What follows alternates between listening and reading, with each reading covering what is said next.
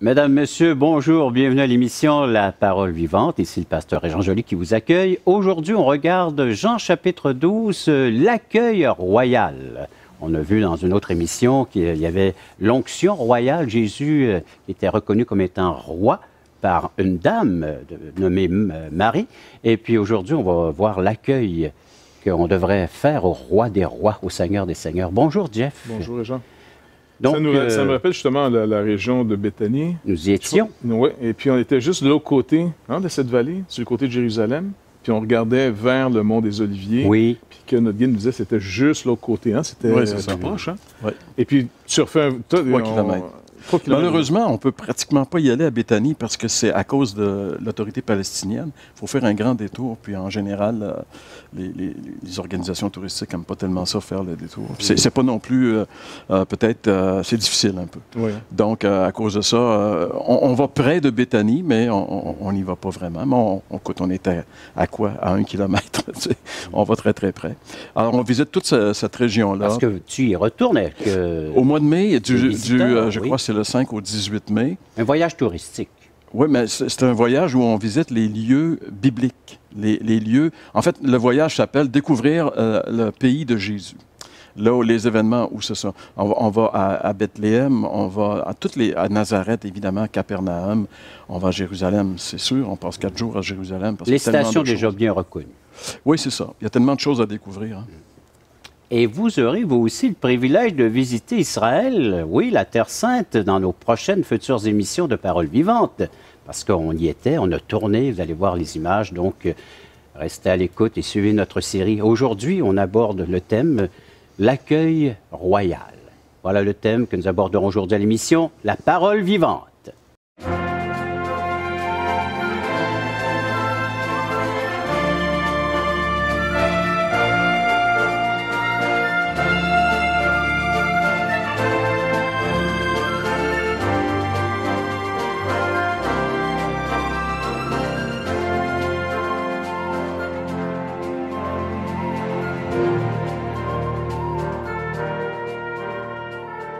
Juste avant de replacer notre enseignement dans son contexte de Jean chapitre 12, Jeff, je t'invite à prier. OK.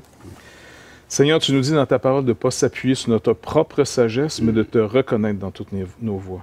On prie pour que tu nous accordes ta parole, illumine notre entendement et bénis encore une fois nos autorités pour qu'on puisse mener une vie tranquille, paisible, en toute piété devant toi. Merci d'avance, Père, au nom de Jésus. Amen. Amen. Merci, Jeff. Vous avez l'Évangile de Jean, vous pouvez suivre avec nous dans Jean chapitre 12 à partir du verset 12. Je vous en fais la lecture, vous pouvez prendre en note. Le lendemain, une foule nombreuse de gens venus à la fête, ayant entendu dire que Jésus se rendait à Jérusalem, prirent des branches de palmier et allèrent au-devant de lui en criant « Hosanna, béni soit celui qui vient au nom du Seigneur, le roi d'Israël ». Jésus trouva un ânon et s'assit dessus, selon ce qui est écrit. Ne crains point, fille de Sion, voici ton roi vient, assis sur le petit d'une ânesse. Ses disciples ne comprirent pas d'abord ces choses, mais lorsque Jésus eut été glorifié, ils se souvinrent qu'elles étaient écrites de lui et qu'il les avait accomplies à son égard. Tous ceux qui étaient avec Jésus, quand il appela Lazare du sépulcre et le ressuscita des morts, lui rendaient témoignage et la foule vint au-devant de lui, parce qu'elle avait appris qu'il avait fait ce miracle. Les pharisiens se dirent donc les uns aux autres, « Vous voyez que vous ne gagnez rien, voici le monde est allé après lui. » On s'arrête là pour l'instant. C'est la fête de Jérusalem là, qui s'apprête à être célébrée. La fête de la Pâque. C'est une grande fête, la plus grande. Un grand rassemblement, oui. En fait, il y avait 3 fêtes qui attiraient les gens. Mais la Pâque était évidemment la fête la plus importante. Et Jésus va y arriver vraiment accueilli comme étant le roi. Et ça, c'est intéressant parce que il n'y a pas dit non. Tu sais, je veux dire, on voit à d'autres reprises, peut-être Jeff va nous en parler un petit peu, que Jésus refuse ce titre-là à un moment donné. Mais ici, il accepte parce qu'il est roi. Qu'on le veuille ou non, tu sais, devant Pilate, il va lui dire, oui, je suis. Pilate va lui dire, t'es-tu roi? Il va dire, oui, je suis roi. Mon royaume n'est pas de ce monde, mais je suis roi. Et Jésus était vraiment roi. Et à ce titre-là, on doit aussi, nous, le considérer comme tel. Et s'il est vraiment le roi, alors nous sommes sujets. Ce n'est pas nous le roi, ce n'est pas nous qui règne. Et à titre de roi, il a le droit de régner sur nos vies. Et ça, c'est une réalité à un moment donné aussi. Le vrai Jésus, c'est le roi, et le roi règne. Ce n'est pas nous qui régnons. Souvent notre vie chrétienne, elle est faite de façon à ce que c'est nous qui menons la barque. Il est où le roi? C'est qui le roi? Je suis le petit roi, comme chantait Jean-Pierre Ferland. Mais pourquoi s'identifier avec un anon? Bien, justement, à l'époque, bon, c'est sûr, on n'a pas de voiture. Hein? Oui. Et puis, les cultures... Il y avait des chevaux. Il y avait des chevaux, il y avait des ânes.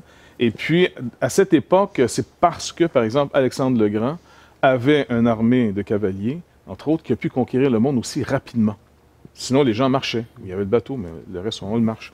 Donc, le cheval était vraiment ce qui a permis à des royaumes de se développer, contrairement à d'autres royaumes, comme en Amérique centrale, du Sud, même du Nord, contrairement au western, qu'on voit que les Indiens ont leurs chevaux. Il n'y avait pas de chevaux ici. Ils ont été importés par les Espagnols.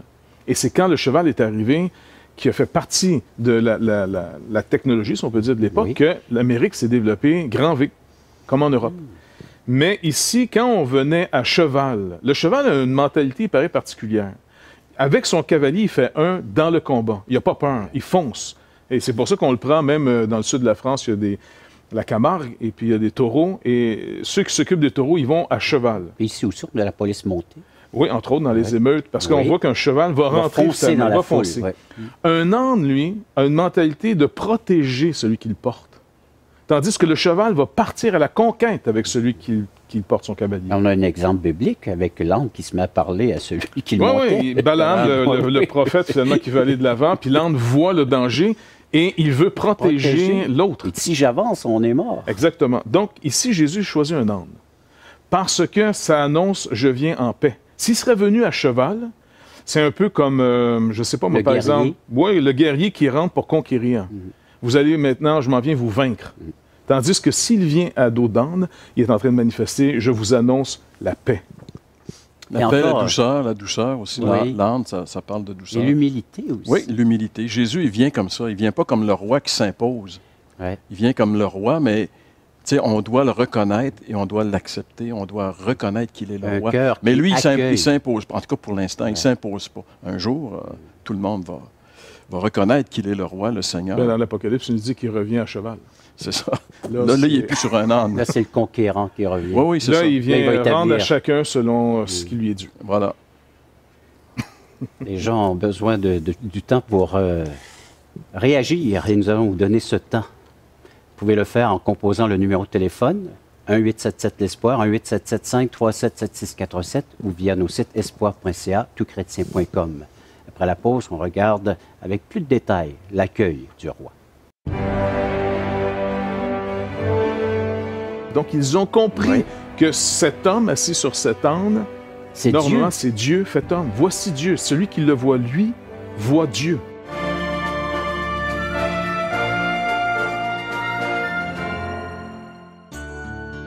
Vous êtes invité à assister à l'un de nos merveilleux déjeuners de l'espoir. Un déjeuner causerie gratuit partout au Québec. Vous pourrez y entendre le témoignage de vie transformée par l'amour de Dieu. Pour connaître et savoir où ont lieu ces déjeuners, appelez-nous maintenant en composant le 1-877-l'Espoir. 1-877-537-7647. Ces déjeuners sont offerts gratuitement. Bienvenue à tous!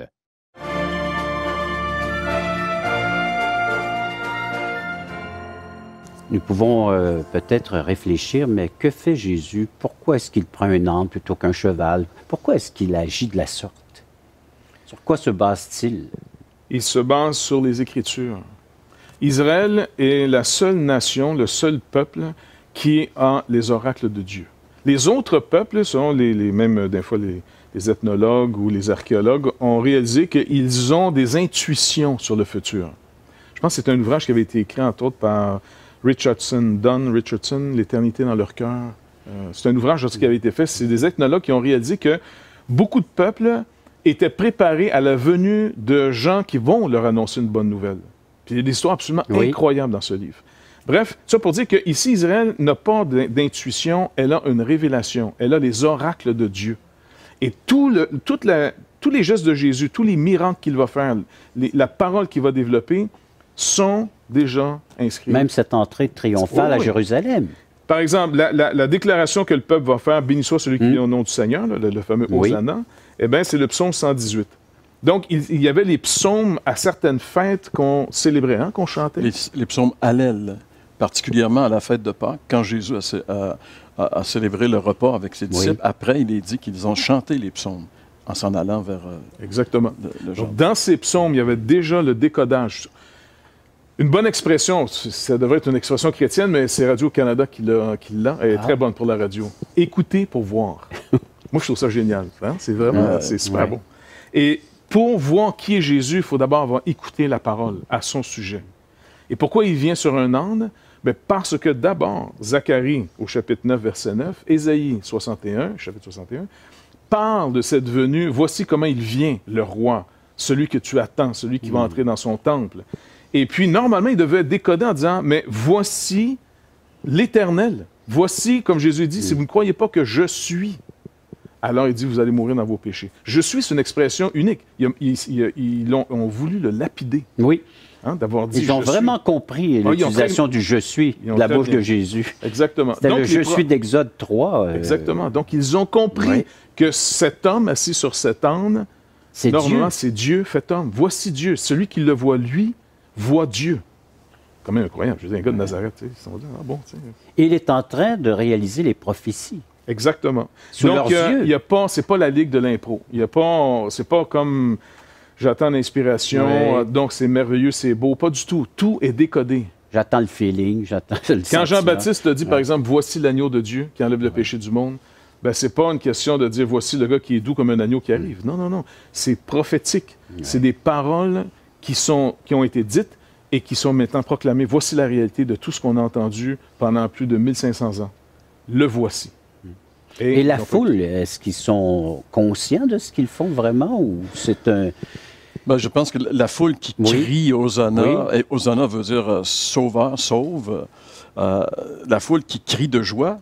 C'est de l'euphorie, là. Oui, c'est une euphorie. C'est un emportement... incroyable. Les branches de palmier, c'était déjà préfiguré. Ça aussi, dans le livre du Lévitique, c'était inscrit de se réjouir avec les branches de palmier, de manifester notre joie. Alors, c'était dans la culture israélienne. Ce qu'ils sont en train de faire, ils sont en train d'exprimer leur joie de voir arriver leur roi. Mais cette foule qui crie maintenant Hosanna, quelques jours plus tard, va crier crucifie-le. C'est la même foule. Donc, tu sais, je veux dire, on l'accueille avec une grande joie, on l'accueille parce qu'il doit être accueilli. Anyway, dans le sens que la prophétie doit s'accomplir. Et c'est comme ça qu'il doit arriver. Il ne l'accueille pas selon la prophétie annoncée. Il l'accueille parce qu'ils ont vu, mais ils ont vu Lazare, tout d'abord, le miraculeux, le ressuscité qui est là. Voilà une occasion de se réjouir. Celui qui a un pouvoir sur la mort, de redonner la vie. Il y a des événements qui sont là qui fait que la foule est emportée, puis ils reconnaissent quelqu'un en Jésus, mais est-ce qu'ils reconnaissent vraiment celui qui est annoncé, proclamé par la bouche des prophètes? Oui et non. Moi, dans le sens, il y a une partie de oui, pareil, parce que c'est dans leur culture. Ils ont dit à une autre période, voici le roi, c'est lui. C'est le prophète, c'est le roi, donc c'est celui que Moïse annonce. Et Jésus n'a pas voulu là être reçu par eux parce que ce n'était pas son moment. C'était pas l'heure que le Père... Dans Jean 6, entre autres. Exactement. Ouais. Et ici, il sait que son heure est venue. Alors, il accepte maintenant que la foule le reconnaisse en disant, OK, vous m'avez reconnu, les Écritures l'ont déclaré, mais il va leur montrer qu'ils n'ont quand même pas cru, parce que comme tu le dis, cette même foule va dire crucifie-le. Donc, elle ne se convertira pas. Pas pour l'instant. La nation ne se convertira pas. Pas pour l'instant. Ouais. Jésus, de toute façon, a une mission à accomplir de garder les 12. Et c'est sa mission. Pas la foule. Les autres, il va venir les chercher après. Même Judas. C'est là qu'on voit la souveraineté de ce roi. Mais ici, ils sont en train de, proclamer selon les Écritures. Ils comprennent à peu près, mais pas vraiment. Mais d'une manière ou d'une autre, ça devait s'accomplir parce que ça avait été prophétisé. Et ça devait arriver. Parce que tout ce que les prophètes ont dit, s'est accompli dans la vie de Jésus. Il y a encore d'autres belles prophéties à accomplir qui vont venir.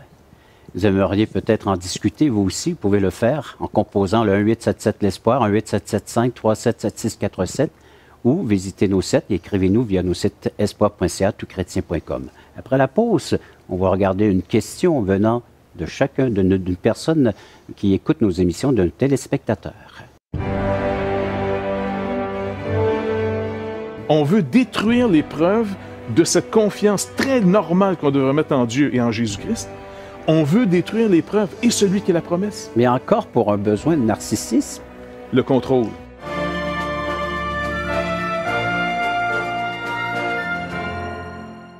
Nous vous invitons à nous contacter pour recevoir gratuitement de la littérature. Vous recevrez le Nouveau Testament, une portion des Écritures relatant la vie de Jésus, ainsi que l'Évangile de Jean qui parle de comment connaître Jésus et sa merveilleuse promesse.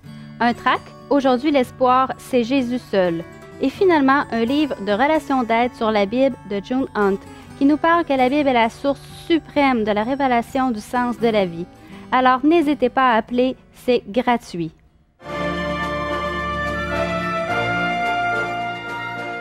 Alors, je mets la question de notre téléspectateur en réserve. Avant, on va conclure notre message. C'est gentil, celui, il a des questions, nous autres, on les a pas, puis il nous pose ça devant tout le monde. Merci, Régent. Bienvenue. Je suis au service de la population. Oui, je vois ça. Téléspectateur. Au service de Dieu et de la foule aussi qui commence à crier. Mais c'était une condition d'emploi, tu te rappelles pas? Non, quand je sais. Chers amis, revenons à l'ordre. Chacun a sa petite idée concernant Jésus. Oui. Et ici, l'apôtre Jean nous rappelle que de ce Jésus, finalement, on rend un témoignage.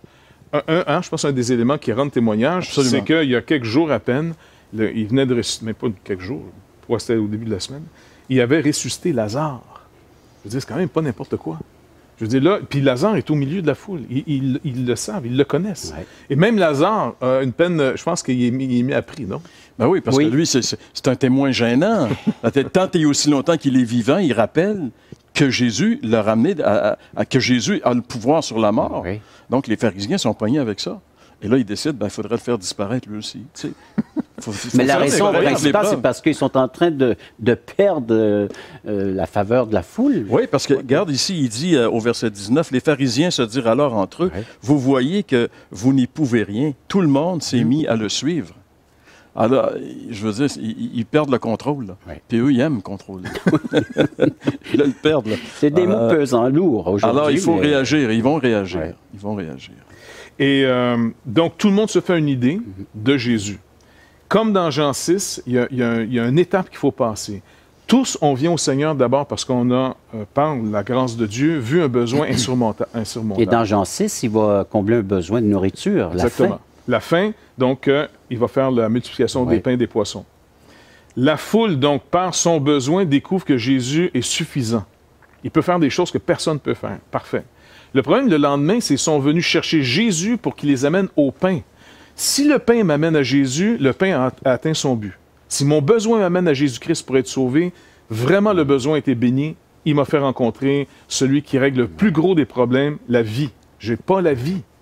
Par contre, si je vais à Jésus pour qu'il m'amène au pain, alors là, j'ai un problème. Et la plupart des gens veulent un Jésus qu'on amène au problème pour régler mes problèmes. Jésus va régler quelques problèmes pour nous rassurer, pour développer une relation entre lui et nous en disant, regarde, fais-moi confiance pour le reste. Je ne ferai pas tout ce que tu me demandes, mais tout ce que tu me demandes va avoir son accomplissement parfait en moi. Fais-moi confiance. Or, sans cette confiance, sans la foi, on ne peut pas être agréable à Dieu. Donc, c'est ce qu'il nous demande. Et c'est une façon pour lui de se révéler à nous par le problème ou par le besoin. Oui. Et en réalité, là, ce qui est dur à faire comprendre, à même nous, de continuer à poursuivre cette recherche, c'est qu'on n'a pas la vie, à moins qu'on ait Jésus-Christ. C'est ce qu'il veut nous faire, et même par la multiplication des pains, il dit, vous n'avez pas compris le message. Vous n'avez pas compris le message du pain, vous n'avez pas compris... là, le dernier qui a fait, le dernier signe que Jean nous prend, c'est la résurrection d'un mort, et un mort en décomposition. En voulant dire, écoutez, là, si vous pensiez avant que je te regarde ressusciter des morts parce qu'il était encore chaud, par exemple, la petite fille puis le fils de la veuve, Anaïm, bon, ben on pourrait dire qu'il était encore chaud, il les enterrait dans la même journée. Ouais. Là, Jésus a attendu que le mort soit en décomposition. On n'a jamais vu ça encore. Donc là, il fait un phénomène en disant, écoutez, comprenez ce que je viens de faire. Lazare, en passant, il va remourir, le gars. Ben, déjà, il est nerveux un peu, il court après. Mais c'est pas grave, il y a de la pratique. Là, il s'est pratiqué à mourir, ça doit être moins énervant la deuxième fois. T'sais.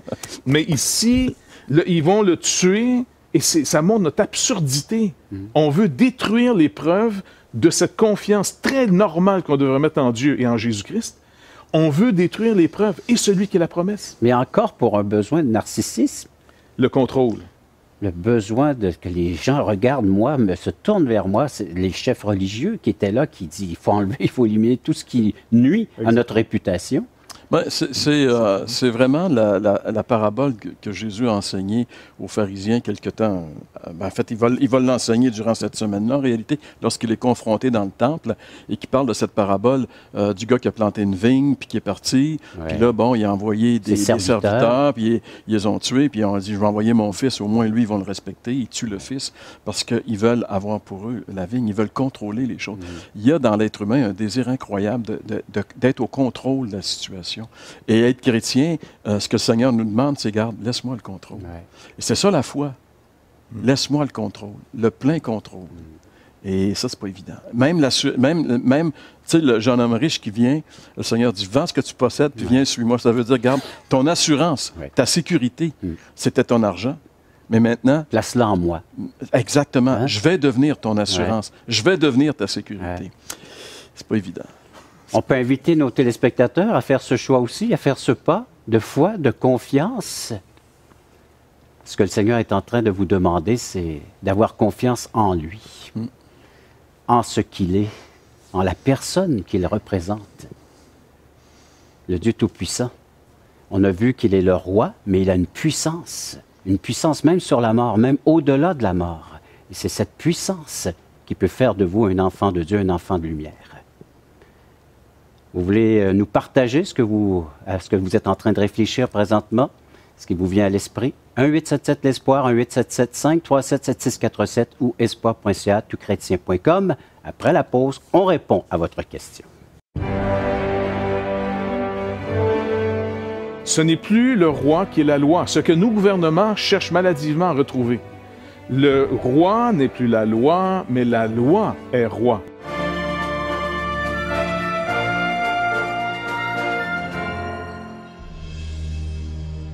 Et je pense que toutchrétien.tv va être une ouverture, un outil qui va nous dépasser. Et tous les espoirs sont permis. Toutchrétien.com est donc là pour rester et grandir. Ce grand portail constitue en lui-même une plateforme unique d'études et d'échanges entre les chrétiens du Canada francophone et de la francophonie tout entière. Toutchrétien.com, un vecteur d'évangélisation unique au service de l'Église de Jésus-Christ. Pour les gens qui ont envie de vivre une relation avec Jésus-Christ, je crois que là, ils vont trouver quelque chose qui ressemble à leur temps et qui répond à des besoins de tous les membres de leur famille.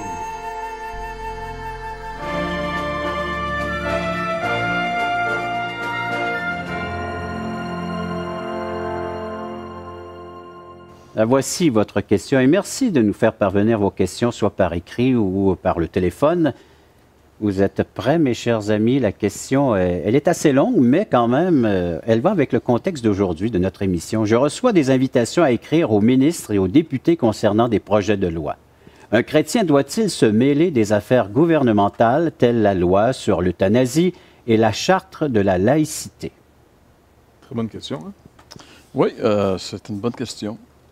Mais je pense que le Seigneur, un jour, il a tu sais, je vais juste lancer une petite piste, mais quand il a dit « Rendez à César ce qui est à César et à Dieu ce qui est à Dieu », donc il y a quand même un secteur qui est le secteur de César, c'est-à-dire l'autorité politique, et on n'en est pas déconnecté parce qu'on vit là. Donc peut-être que si, dans le respect des lois, les chrétiens manifestent leurs désirs ou leurs besoins, ou aussi amènent un éclairage sur certaines activités du gouvernement ou de la population, ben, je pense que c'est bien quand même jusqu'à un certain point. Oui, moi je pense que c'est essentiel parce qu'on oublie que nous-mêmes, on a hérité finalement d'une société qui, contrairement à d'autres sociétés dans le monde, nous a laissé ici beaucoup de liberté. Et cette liberté, on s'en sert, entre autres aujourd'hui, par exemple, pour prêcher l'Évangile. On ne se sent pas menacé. Les chrétiens qui disent « Non, on ne se mêle pas de politique, c'est le monde », je pense qu'ils ont mal compris d'être plus du monde, mais toujours dans le monde.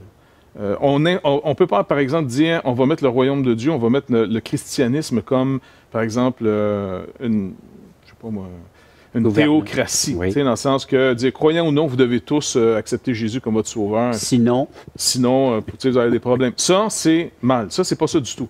Par contre, en tant que citoyens, les chrétiens, au travers des anges, ont façonné, finalement, comme le levain dans la pâte, ont transformé la société. La libération, finalement, des femmes est venue de l'Évangile. Même si on reproche souvent à la religion d'avoir mis, finalement, un voile sur la femme. Et plusieurs œuvres de charité.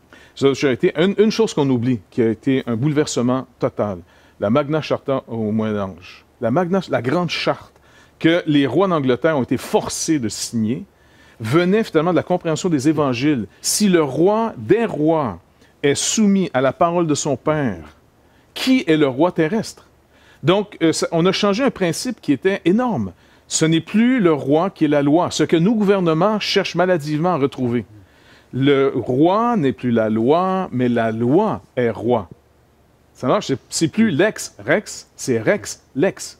Et dans ce sens-là, c'est pour ça que nous, on peut même confronter nos gouvernements en disant non, vous êtes injustes par rapport à une charte qui nous protège. Et c'est pour ça qu'il faut comprendre. Et notre source d'origine pour cette charte, pour nous, les chrétiens, c'est Jésus-Christ. Oui. C'est lui le législateur. Mais oui, les chrétiens doivent s'impliquer et comme tu le citoyens. Fais pratiquement à chaque émission, tu pries, nous prions ensemble, parce que nous aurons bien dans ta prière, pour les autorités que Dieu a établies. Elles sont de Dieu. 1 Timothée 2:2. Oui. Alors donc, nous sommes invités à collaborer avec eux, à participer avec eux. Si on peut partager nos valeurs chrétiennes, soit par écrit ou... Et la première chose à faire, c'est certainement de devenir ce citoyen céleste, ce citoyen du royaume de Dieu, en acceptant le roi, en acceptant son invitation de venir faire sa demeure en nous, en tant que roi, Seigneur de notre existence et de notre éternité. Et c'est une invitation qui est faite à chacun d'entre nous. Et ensuite, on pourra participer à la communauté dans laquelle nous sommes avec ces échanges de valeurs morales et spirituelles qu'on retrouve dans les Saintes Écritures. Merci de votre participation. Merci d'avoir été à l'écoute de cette autre émission de La Parole vivante.